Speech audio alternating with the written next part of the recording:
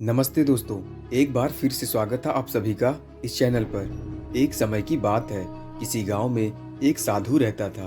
वह भगवान का बहुत बड़ा भक्त था और निरंतर एक पेड़ के नीचे बैठकर तपस्या किया करता था।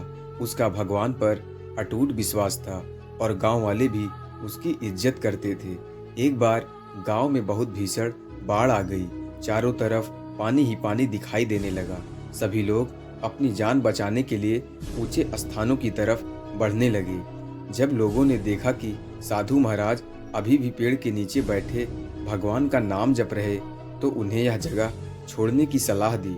पर साधु ने कहा, तुम लोग अपनी जान बचाओ, मुझे तो मेरा भगवान बचाएगा। धीरे धीरे पानी का स्तर बढ़ता गया और पानी साधु के कमर तक आ पहुंचा। इतने में वहां से एक नाव गुजरी। मल्लाह ने कहा, हे साधु महाराज, आप इस नाव पर सवार हो जाइए, मैं आपको सुरक्षित स्थान तक पहुंचा दूंगा। नहीं, मुझे तुम्हारी मदद की आवश्यकता नहीं, मुझे तो मेरा भगवान बचाएगा, साधु ने उत्तर दिया। नाव वाला चुपचाप वहां से चला गया। कुछ देर बाद बाढ़ और प्रचंड हो गई। साधु ने पेड़ पर चढ़ना उचित समझा और वहां बैठकर ईश्वर को याद करने लगा। तभी अचानक उन्हें गड़गड़ाहट की आवाज़ सुनाई दी। एक हेलीकॉप्टर उनकी मदद के लिए आ पहुंचा।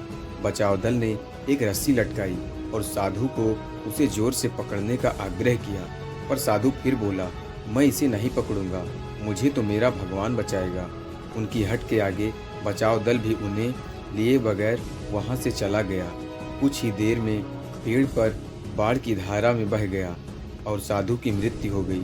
मरने के बाद साधु महाराज स्वर्ग पहुंचे और भगवान से बोले, हे प्रभु, मैंने तुम्हारी पूरी लगन के साथ आराधना की, तपस्या की, पर जब मैं पानी में डूबकर मर रहा था तब तुम मुझे बचाने नहीं आए। ऐसा क्यों प्रभु? भगवान बोले, हे साधु महात्मा, मैं तुम्हारी रक्षा करने एक नहीं बल्कि 3 बार आया। पहला ग्रामीणों के रूप में, दूसरा नाव वाले के रूप में और तीसरा हेलीकॉप्टर बचाव दल के रूप में, किंतु तुम मेरे इन अवसरों को पहचान नहीं पाए। तो दोस्तों, कैसी लगी यह छोटी सी कहानी? आप लोग कमेंट बॉक्स में कमेंट करके ज़रूर बताएं।